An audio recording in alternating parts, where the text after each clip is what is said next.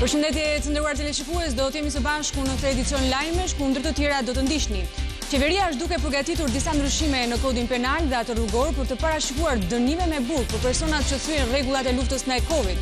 Kush del nga karantina i sëmur dënohet me 10 vite burg sapo të shërohet.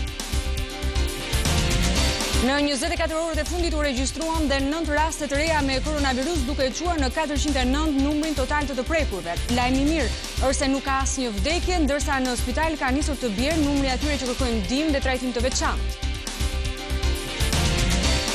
Fatmirësisht sot ka nisur eksportet e prodhimeve bujqësore shqiptare. Pak ditë më parë 10 ton kastraveca u hodhën, por sot është bërë mundur eksporti i tyre drejt Kosovës dhe Maqedonisë të Veriut.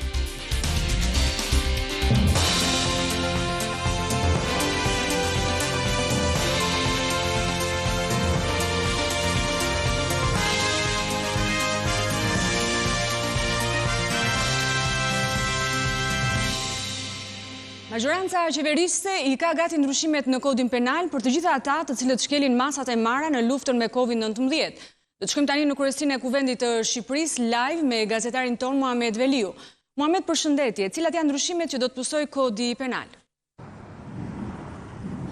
Monika, të përshëndes. Gjatë ditës së djeshme, kryeministri Edi Rama tha se do të ndryshojnë disa nene të kodit penal, po ashtu dhe të kodit rrugor, me qëllim ndëshkime të repta për të gjithë ata të cilët shkelin masat e kësaj lufte me Covid-19.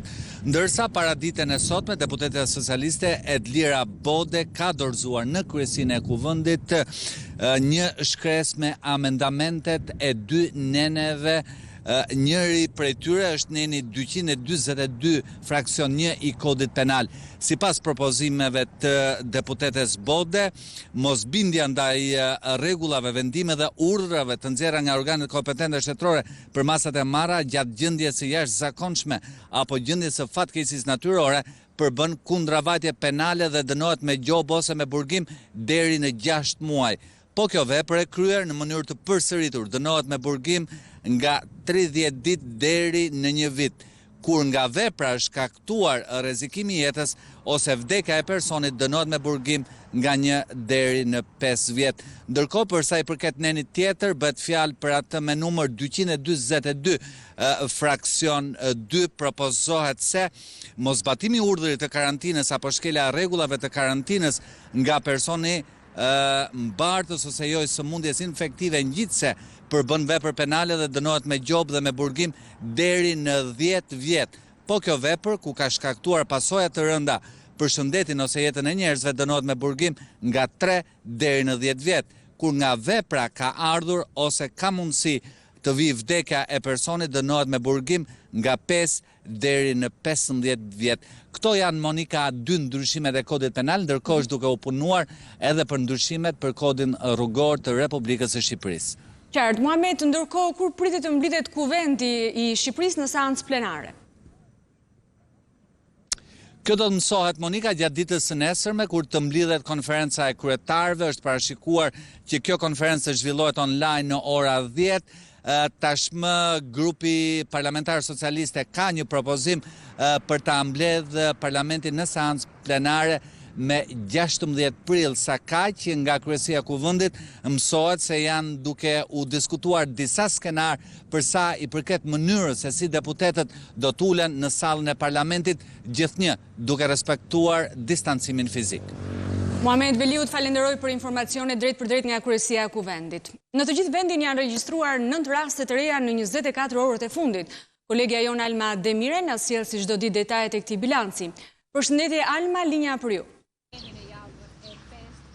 Përshëndetje Monika, fatmirësisht kemi të dhëna optimiste, duket se po vihet në kontroll pra zinxhiri i përhapjes së virusit të ri që hyri në vendin tonë në datën 8 mars. Gjatë 24 orëve të fundit kemi patur vetëm 9 raste të reja pozitiv me Covid-19 dhe këto raste janë 6 në Tiranë dhe 3 në qytetin e Elbasanit. Pra nuk kemi patur raste të reja as në Shkodër dhe as në Fier ku kishte në ditët në vijim, dhe shpresojmë dhe urojmë që numri të vijë duke u paksuar, edhe pse ka qenë dita me numrin më të lartë të testimeve në personat e dyshuar. Janë kryer 236 testime dhe kanë rezultuar vetëm 9 raste të reja dhe kjo duket një dhënë shumë optimiste. Por po kështu nuk kanë patur nevojë ata që kanë rezultuar pozitiv me COVID-19 të kërkojnë ndihmë mjekësore në spitale, pasi është e njëjta situatë. Janë 57 mund të them tani që po trajtohen në 2 spitalet COVID që janë përcaktuar në vendin tonë, dhe ka patur 11 të shëruar gjatë 24 orëve të fundit,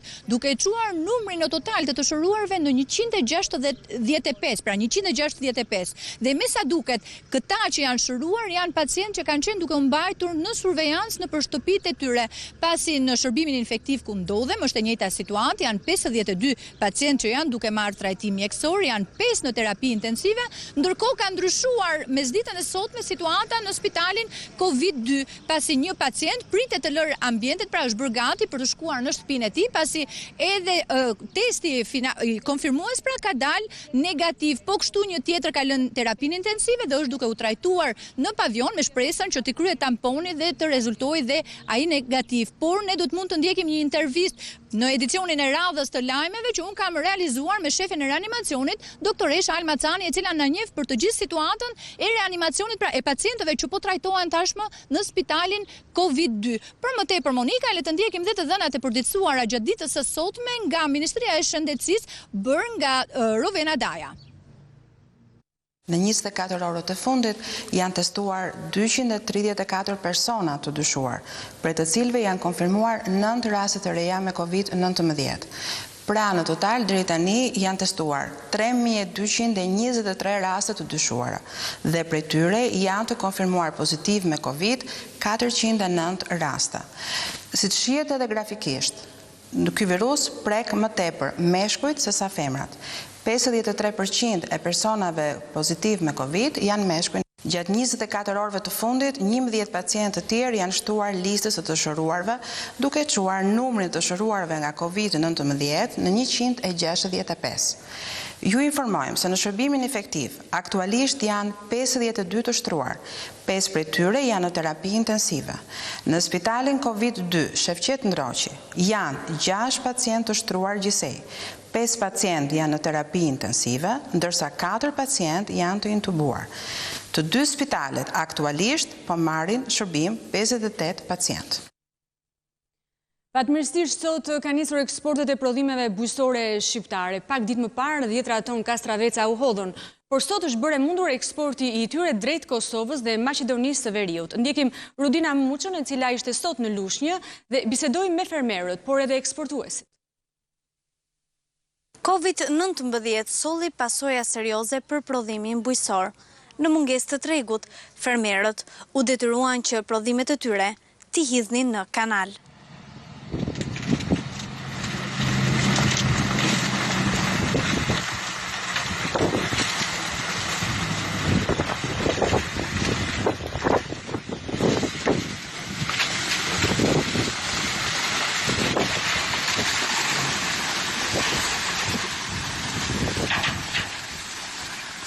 Por nga sot kjo situatë do të ndryshoj, vetëm Kosova do të pres 300 ton perime nga Myzeqeja, më pas radhën e kanë shtetet e tjera. Unë ndodhem në Serën e Mondit, ai është i lumtur pasi ka arritur të siguroj tregun. Domatja e tij do të shkoj në Kosovë. Fermerët kërkojnë mbështetje me qëllim që koronavirusi të mos çojë dëm mundin e tyre prej një viti. Kanë dikur tek trangulli që kanë hedhur pjesën më për gjuna. Shpresojmë që mos nga këtë tutje të hapën rrugë të ikim malli komplet, se gjuna. Je lidhur me ndonjë pikë grumbullimi? Po, jam lidhur me netën. Po?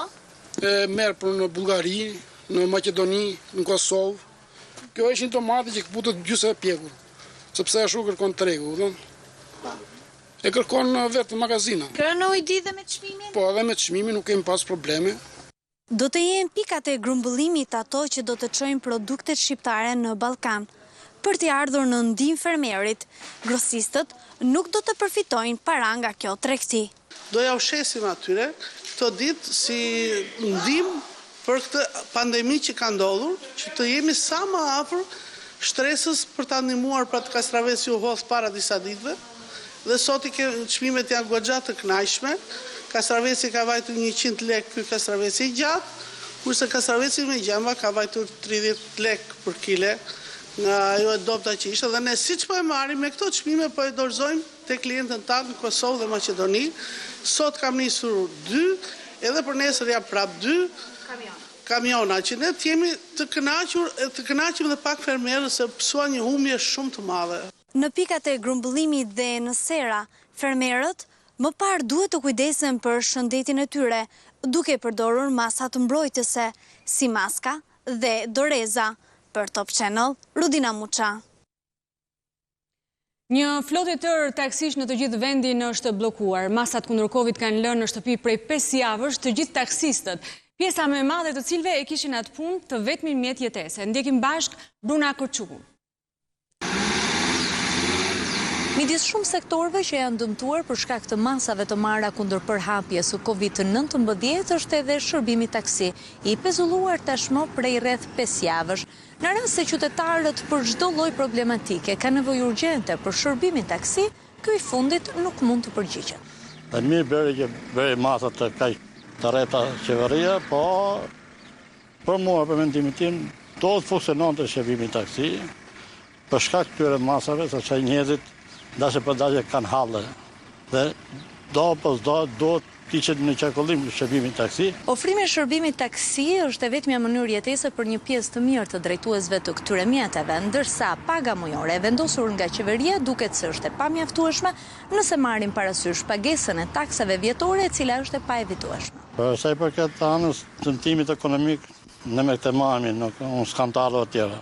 Që vendin biznes që më ushqen dhe përballojmë dhe detyrimet dhe jetesën gjithas bashku. Edhe pezullimin sajt normali që na ka sjell dëme ekonomike, shumë gjëra të tjera. Ofrimi i shërbimit taksi ka interes të dyfisht për taksistët dhe për qytetarët.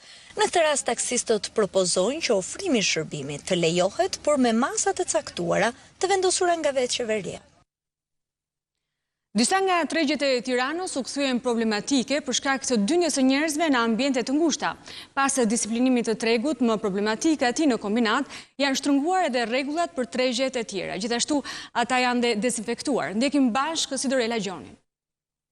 Vëmendje të veçantë gjatë kësaj periudhe kanë fituar tregjet, ku duket se kanë qenë tepër problematik, sidomos ai kombinatit apo tregu i njësisë numër 2, pra ai pranë shkollës së baletit. Megjithatë që nga e hëna, këto dy tregje kanë rregulla strikte, ku veç forcave të armatosura, policisë së shtetit dhe asaj bashkiake, janë vendosur dhe tunel dezinfektimi apo dhe pika të verdha që tregojnë distancën prej 1 metri, vend ku duhet të qëndrojnë qytetarët. Këto rregulla nuk janë aq strikte në tregjet e tjerë, kjo për shkak se duket se qytetarët janë më të ndërgjegjësuar dhe nuk kanë nevojë për to. Pra mjafton prania e një polici bashkiak në mënyrë që gjithçka të shkojë ashtu siç duhet. Në fakt, për këtë jemi ndalur të flasim me Toni Benin, i cili na ka treguar më tepër rreth vështirësive që has policia bashkiake, shefi i kontrollit të territorit.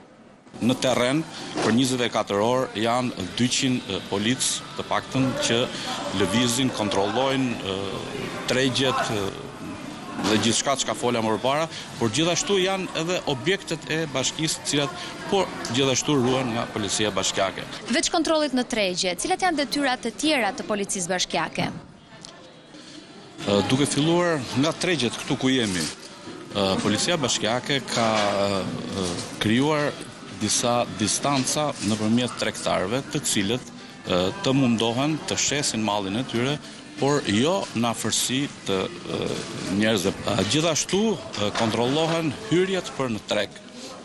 Në tregun e ku jemi aktualisht, për shembull këtu tek Pazari i Ri, nuk ka tunel dezinfektimi, megjithatë në 2 tregjet të cilët kanë qenë më problematik, Bashkia e Tiranës ka vendosur tunele dezinfektimi.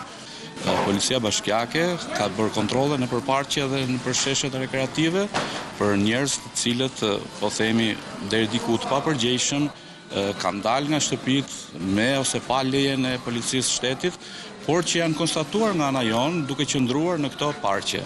Policia bashkiake ka marrë pjesë edhe në shpërndarjen e ndihmave.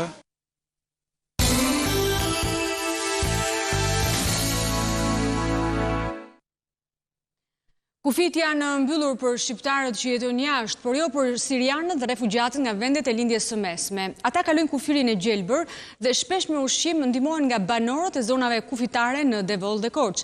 Nëse nuk kapen, rrugën e vijojnë drejt malit të zi. Ndjekim Doriela Çule. Fshati i Dardhë në Korç është kthyer në rrugën e kalimit të refugjatëve sirian, të cilët hyjnë në Shqipëri. Ndërkohë që kufiri është mbyllur dhe emigrantët shqiptar nuk lejohet të hyjnë në vendin tonë për të penguar përhapjen e koronavirusit, refugjatët sirian kalojnë pas një kontroll kufirin e gjelbër. Ata vinë këtu në Dardhë, takojnë banorët e zonës që u kërkojnë ushqime, më pas zbresin në Bobostic, aty ku vjen në kontakt me trafikantë shqiptar për t'u siguruar udhëtimin drejt Shkodrës për të kaluar mëtej në malin e zi. Na vjen keq, thua se ti dua që neve i japim edhe ujë, edhe bukë. Edhe nuk kursejmë se do t'u japim të bukë. Edhe 5 lekë si kur t'u japim në japim. Sa kalone, ne shikonim neve që kalone. Ka erdhur edhe policia, i ka ndihmuar, i ka marrë në makina e ka shpena ne. Ka kaluar këtu. Me çfarë kishim mundësi i ndihmonim, do dojmë bukë, dojmë ujë. Nuk ishte transport. Kufirin kalonin malit. Ashtu si Vërniku, edhe shumë fshatra të tjerë të Devollit ishin të parat që u shkelën nga këta klandestin, të cilët më vonë e devijuar rrugëtimin e tyre drejt Dardhës. Stacioni pyjor është një prej ndërtesave të braktisura që u ka shërbyer atyre si streh, ndërsa brenda tij gjenden ende gjurmët e kalimit të këtyre emigrantëve. Në këtë ndërtesë që thuaj se është e shkatruar, pa dyer e dritare, mund të shihen qartë në një prej dhomave gjurmët e klandestinëve të cilët kanë fjetur këtu apo janë ngrohur, ndërkohë që në muret e kësaj ndërtese shihen data të shënuara, por edhe shkrime me alfabetin arab të cilat e kemi të vështirë t'i deshifrojmë. Mes datave që bien në sy janë ato që mbajnë vitin 2020, pikërisht këtu është një prej tyre, është data 18 shkurt 2020 me diçka të shkruar për bri, por edhe në muret të tjera mund të dallohen emra apo mesazhe të tjera të cilat nuk mund t'i kuptojmë. Qeveria greke i miratoi disa procedura që lehtësojnë qëndrimin në Greqi të shtetasve shqiptar që kanë kaluar afatin e Schengenit ose janë shumë pranë. Artur Bibe nga Athina do të na lajmërojë për më shumë. Përshëndetje Artur, si është procedura? Përshëndetje Monika, zonja Zotrinj. Në fakt qeveria greke më në fund ka dhënë urdhër drejtorëve policisë vendore për të sqaruar klauzolat lidhur me përfituesit e shtyrjes së afatit prej 90 ditësh. Në fakt bëhet fjalë për veçanës dokumentare që duhet dikush të plotësoj. Ajo që është më e rëndësishme, Monika, është që emigranti ose personi interesuar duhet të shkojë me një person i cili do të garantoj qëndrimin e tij në banesën e tij pra në Greqi, do të duhet të ketë me vete një leje qëndrimi, një adresë të saktë dhe natyrisht 50 euro për ditë qëndrimi. Në fakt kjo shumë nuk do të jepet në formë garancie, por mjafton që autoritetet greke të shikojnë që personi i cili kërkon të shtyjë afatin, pasi të ketë kërkuar një arsye, të ketë sqaruar pra një arsye pse do shtyjë afatin, në rastin konkret mbyllja e kufive është një arsye shumë e fortë, do duhet të ketë prapë me vete 50 euro për ditë qëndrimi në Greqi. Vlen të përmendet që jo të gjithë emigrantët shqiptar apo ata me 90 ditë do të përfitojnë, pasi policia greke ka sqaruar që në çdo rast do të aplikohet verifikimi një nga një të gjithë personave të cilët do të kërkojnë shtyrjen e afatit. Në fakt kemi edhe një lajm tjetër jo të mirë kthyer, Monika, për emigrantët shqiptar. Pak para se ne të fillojmë këtë lidhje, ka patur edhe vdekjen, kemi shënuar pra dhe vdekjen e parë të një emigranti shqiptar nga Covid-19, bëhet fjalë për një 55 vjeçar, i cili ka vdekur pak para se një orë, domethënë, nga pasojat e Covidit. Në fakt 55 vjeçar ka patur edhe sëmundje të tjera, por gjithsesi Covid ka qenë ai pra që i ka dhënë fund jetës së tij. Monika. Artur, na vjen keq për këtë lajm të hidhur që sapo na dhe, ndërkohë të falenderoj për informacionet drejt për drejt nga Athina. Ju tregojmë në vijim historinë e një maturanti që po has vështirësi në ndjekjen e mësimeve online. Me Fabiolën bisedoi Kristi Gongo. Fabiola është maturante dhe po has vështirësi e po përjeton stres në javën e 5 të mbylljes së shkollës. Së bashku me vëllain e 2 motrat e tjera kanë në përdorim një telefon të vetëm. Nuk kam pasur mundësi të dorëzoj detyrat në kohën e caktuar sepse në pamundësi nga që s'kam pasur internet. Mësimi online nuk është i panjohur te ne. Në vitin 2015 nga Gjimnazi Sami Frashëri, kryeministri Edi Rama prezantoi projektin e digitalizimit, mësimin online përmes tabletave që i quajti transformim historik për arsimin, e që deri në 2018 premtoi se do të shtrihej në të gjithë shkollat e sistemit parauniversitar. Me një tablet në dorë, gjithse kush bëhet pjesë e një shoqërie, e një komunitetit barabartësh. Por pandemia e koronavirusit në Shqipëri tregoi se kjo metodë nuk ka funksionuar dhe nxënësit zhvillojnë mësimin online edhe nëpërmjet rrjeteve sociale. Ministria e Arsimit në vitin 2014 shpenzoi 3.5 milion euro për të blerë rreth 5800 tableta dhe për të shndërruar 120 klasa inteligjente apo digjitale në 60 shkolla të vendit, në 17 shkolla në vendet rurale dhe në 43 shkolla në zonat urbane. Nga verifikimet që ne kemi bërë në 2017, kjo shkollë që është këtu Sami Frashëri dhe 59 shkollat e tjera nuk kishin asnjë klasë digjitale, që do të thotë tabletat nuk funksionuan për shkak se mungoi infrastruktura në këto shkolla, i ktheu tabletat në stoli për shkollat dhe jo në mjete funksionale, dhe në vitin 2017 konstatohet që këto tableta u tjetërsuan, u magazinuan dhe nuk shërbyen më për këtë projekt. Tableta do të mundësonin klasat virtuale dhe jashtë shkollës, e në këtë mënyrë nxënësit sot do të ishin familiarizuar me këtë formë të mësimit në kushtet e shtëpisë, por në mungesë të tyre, nxënësit, kryesisht në periferi, përpiqen me mundësitë që kanë të mos humbasin detyrat që mësuesit u dërgojnë në WhatsApp. Nxënësen e klasës së 8 të shkollës së Kusit, Aleksandra Barziun, e gjetëm duke ndihmuar xhaxhain në sera, pasi kishte mbaruar mësimet. Ti ke internet në shtëpinë tënde? Jo. S'kam internet, shkoj ke xhaxhi, sepse ke shtëpia ime nuk kap sepse është shumë larg. Nganjëherë mbushen dhe prindërit me internet. Nganjëherë hikin drita dhe s'mund t'i bëj. Audiobooks.al është një platformë me 100 tituj librash dhe me 20.000 përdorues. Ajo është ideuar dhe vënë në funksion për të gjithë ata që duan t'i afrojnë librit në një formë tjetër. Ndjekim Jetona Koçibelli. Bret kosa, sa një ve, pa një ka, sa një deve. Jam në platformën Audiobooks.al, platforma më e re në gjuhën shqipe që ne kemi mundësi ta aksesojmë edhe nëpërmjet smartphone-ve tonë përveç se në kompjuter. Deri tani ne kemi dëgjuar libra patjetër në gjuhë të huaj, po për herë të parë na u dha mundësia që të dëgjojmë libra edhe tituj shqip edhe në gjuhën shqipe. Patjetër në këtë kohë që gjithmonë më tepër kemi kohë që t'i dedikojmë librit. Tashmë po ju shpjegoj pak a shumë faqen tonë të internetit, platformën se si të regjistroheni, është shumë e thjeshtë për të gjithë.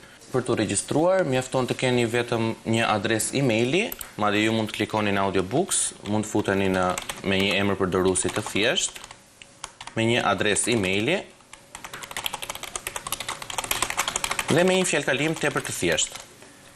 Mjafton të klikoni regjistrohuni dhe ju do keni të drejtën të aksesoni të gjithë librat që ndodhen në platformën tonë. Po, si lindi ideja e realizimit të këtij aplikacioni lehtësisht aksesueshëm të qindra librave në smartphone apo në kompjuterin tonë, vetëm nëpërmjet një adrese e-maili. Ideja e krijimit të audiobooksit parë shqiptar është përsëri një ide shumë e rëndësishme sepse ajo jo vetëm i vjen në ndihmë qytetarëve shqiptar, por të gjithë shqiptarëve kudo ku ndodhen gjithë botën. Kjo platformë është ndërtuar dhe ideuar me idenë që njerëzit të kenë mundësinë të dëgjojnë gjatë gjithë kohës dhe kur të duan të gjithë librat që natyrisht ne i kontraktojmë në gjuhën shqipe. Duke ngrënë e duke pirë, që të fryhet sa më mirë. Me çfarë kriteri që keni përzgjedhur titujt? Ne kemi bashkëpunuar me shtëpitë botuese sepse duhet duke ruajtur të drejtën e autorit. Pothuajse gjithë librat janë marrë me kontratë nga shtëpitë botuese në Shqipëri, por tani e veçantë është që ne po na afrohen vetë shkrimtarët, po afrojnë tekste, libra, po afrojnë mundësinë e bashkëpunimit. E fundit besoj që ju keni edhe një numër autorësh shqiptar apo jo. Le të themi autorët vendas letërsia jonë është elaboruar. Shkrimtarët e sotëm kanë ra dakord dhe e kanë mbështet platformën dhe e kanë pëlqyer, kanë ra dakord që ata të jenë pjesë e kësaj platforme. Dhe unë i falenderoj të gjithë ata që janë bërë në mënyrë vullnetare pjesë e platformës dhe ata që në të ardhmen do të jenë pjesë e kësaj platforme dhe e këtij kontributi ndoshta për të ardhur në ndihmë njerëzve dhe qytetarëve kudo që ndodhen për të dëgjuar librat e tyre. Le të bëjmë edhe unë një ndër zërat e audiobooks.al dhe kemi zgjedhur pikërisht librin Spaçi të autorit Max Velo. Le të fillojmë. Sa herë kaloja portën nga lart poshtë apo nga poshtë lart kisha një ndjenjë të veçantë. Porta ishte vendosur në mes të shkallëve, prandaj kur ngjiteshe e kishe lart dhe kur zbrisje e kishe për të poshtë.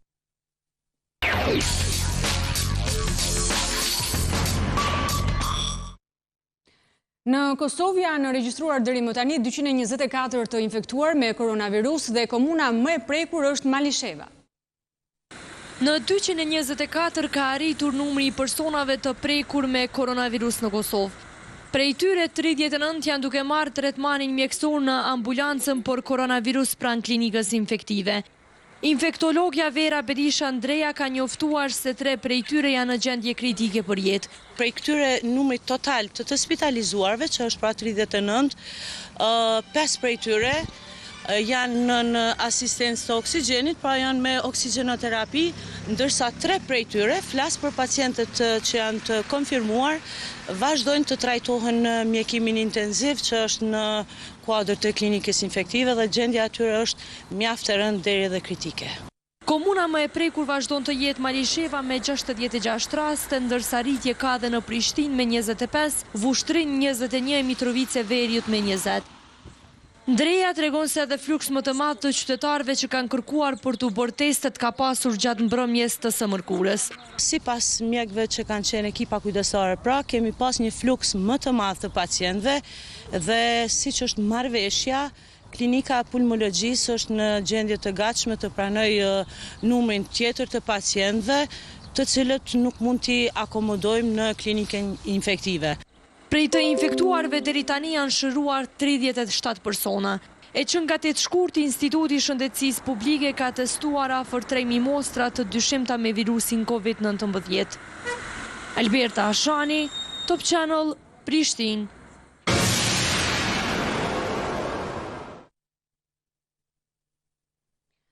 Spanja është duke e vënë në kontroll shpërthimin e pandemisë, megjithatë vendi regjistron mbi 15.000 viktima.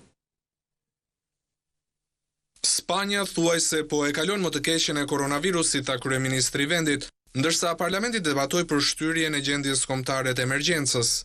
Zjarri ka filluar të vihet nën kontroll, tha Pedro Sanchez përpara deputetëve në Madrid, duke shtuar se vendi do të arrinte fitoren e plotë përballë virusit. Spanja ka shifrën më të lartë në Europë të rasteve të konfirmuara. Deri të njëjtën, vendi ka raportuar 15.223 viktima. Sanchez ndërkohë është lideri më i fundit evropian që sugjeron se situata mund të jetë duke u stabilizuar. Një numër vendesh të tjera po marrin tani në konsiderat zbutjen e masave kufizuese, duke filluar nga java e ardhshme në mesin e shqetësimeve në rritje për pasojat ekonomike të izolimit. Sipas të dhënave të 24 orëve të kaluara, Spanja ka regjistruar 683 viktima, një rënje nga 757 raportuara të mërkurën. Sidoqoftë vendi ka numrin e dytë më të madh të rasteve në botë pas Shteteve të Bashkuara. Deputetët po diskutojnë nëse duhet të zgjatet gjendja e emergjencës në vend deri më 26 prill, duke i mbajtur njerëzit në shtëpi, kështu edhe për 2 javë të tjera. Dhe me shumë gjas kjo do të ndodhë. Spanja ka ndërmarrë disa nga masat më strikte në Europë dhe Sanchez ka thënë se kjo ka ndihmuar në zbutjen drastike të epidemisë. Sidoqoftë ajo që vendet e ndryshme në kontinent po bëjnë është ecja graduale drejt zbutjes së masave. Në Austri dhe Republikën Çeke, dyqanet e vogla jo të domosdoshme do të hapen javën e ardhshme. Në Danimark, shkollat dhe kopshte do të rihapen në 15 prill dhe në Norvegji më 20 prill. Edhe në Gjermani, ministri i Shëndetësisë Jens Spahn ka sugjeruar se duhet të ketë një kthim gradual në normalitet. Shifra e të infektuarve me koronavirus në të gjithë botën i kaloi 1.5 milion persona. COVID-19 është shtrirë në 192 vende të botës. Më shumë se 1.5 milion rastet koronavirusit të ri janë regjistruar në të gjithë botën. Nga 1.502.478 infektime, 87.320 persona kanë humbur jetën në 192 vendet dhe territoret që kur epidemia u shfaq së pari në Kinë vitin e shkuar. Shifrat e prezantuara nga AFP, bazuar në informacionet kombëtare dhe organizata botërore e shëndetësisë, megjithëse reflektojnë vetëm një fraksion të numrit aktual të infektimeve. Shumë vende po testojnë vetëm rastet serioze. SBA, ku pandemia po përhapet shumë shpejt, ka regjistruar 432.132 raste, përfshirë 14.817 viktimat. Bilanci më i fundit ditor nga Shtetet e Bashkuara ngjason me një buletin lufte. Në 24 orët e shkuara raportohen 1.973 viktima dhe numri total shkon në afro 15.000. Vetëm në New York janë regjistruar të mërkurën 779 viktima. Spanja renditet e dyta me 146.690 raste dhe 14.555 viktima dhe Italia e treta me 139.422 infektime dhe 17.669 viktima. Evropa mbetet kontinenti më i goditur. Rritje të rasteve të koronavirusit ka regjistruar dhe Gjermania me 113.296 e po ashtu edhe Franca me 83.080 raste. Dhe Kina, vendi ku nisi pandemia, të paktën për sa i takon shifrave, renditet pas tyre. Ndërkohë, shifrat tregojnë edhe se janë mbi 330.000 të shëruarit në të gjithë globin. Në Britaninë e Madhe është regjistruar një tjetër rekord viktimash, 938 në 24 orë. Edhe në Spanjë numri u rrit sërish, 757 në një ditë vetme. Pavarësisht kësaj, vendi iberik po përgatitet për një hapje graduale. E ndërsa Evropa mban peshën më të rënd, drejtori rajonal i OBSH-s Hans Kluge lëshon një paralajmërim. Rruga që duhet ndjekur është akoma e gjatë dhe progreset e deritanishme janë jashtëzakonisht të brishta. Pra nuk është momenti për të zbutur masat kufizuese. E me këtë paralajmërim në mendje, Komisioni Evropian ka vendosur të shtyjë mbylljen e kufinjve të jashtëm deri më 15 maj, por OBSH është e shqetësuar dhe për Afrikën. Numri i rasteve në kontinent ka shkuar në mbi 10.000 dhe i viktimave në më shumë se 500. Por ndërsa virusi e ka arritur me vonesë Afrikën krahasuar me pjesët e tjera të botës, infektimet janë shtuar frikshëm javët e fundit dhe vazhdojnë ta bëjnë këtë. Sipas OBSH-s, COVID-19 ka potencialin jo vetëm të shkaktojë mijëra të vdekur në Afrikë, por edhe të sjellë shkatërrim ekonomik dhe social. Një grup shkencëtarësh i ka dërguar një letër presidentit Trump ku i shpjegojnë se vapa nuk e zhduk virusin COVID-19. Një panel prestigjioz shkencëtarës i ka thënë Shtëpisë së Bardhë se nuk beson që koronavirusi mund të zhduket pasi moti do të ngrohet. Presidenti Trump ndërkohë kishte thënë më herët se kur moti të ngrohet edhe pak virusi do të zhdukej. There was no human-to-human transmission, well there was. Shumë njerëz mendojnë se ai do të zhduket në prill me rritjen e temperaturave, ndërsa i nxehti po vjen. Do të jetë si një mrekulli. Virusi do të zhduket. Por në letrën e tyre antarët e Akademisë Kombëtare të Shkencave thanë se ka të dhëna të ndryshme nëse koronavirusi përhapet po aq lehtësisht në mod të nxehtë sa edhe në të ftohtë, por kjo nuk do të ketë sidoqoftë shumë rëndësi për vetë faktin se shumë pak njerëz në botë janë imun ndaj koronavirusit. Ka disa prova që sugjerojnë se koronavirusi mund të transmetohet me më shumë vështirësi në ambiente me temperatura të larta dhe lagështi. Sidoqoftë, fal mungesës së imunitetit në shkallë globale, ky reduktim i transmetimit mund të mos çojë në një reduktim domethënës të përhapjes së sëmundjes, pa u shoqëruar me masa drastike ndihmëse, thuhet në letër. Ekspertët nënvizojnë për shembull një studim të epidemisë në Kinë që tregon se edhe në temperatura maksimale dhe kushte të lagështa, virusi përhapej ndjeshëm me çdo person të infektuar që ja transmetonte atë mesatarisht dy të tjerëve. Sidoqoftë, shpresa se moti i nxehtë do të kontribuojë tek transmetimi mbetet e madhe, por ekspertët tërheqin vëmendjen se vetëm moti nuk mund të ndihmojë. Sipas tyre duhet të vijohet me distancimin social dhe mazat e tjera për të reduktuar infektimet.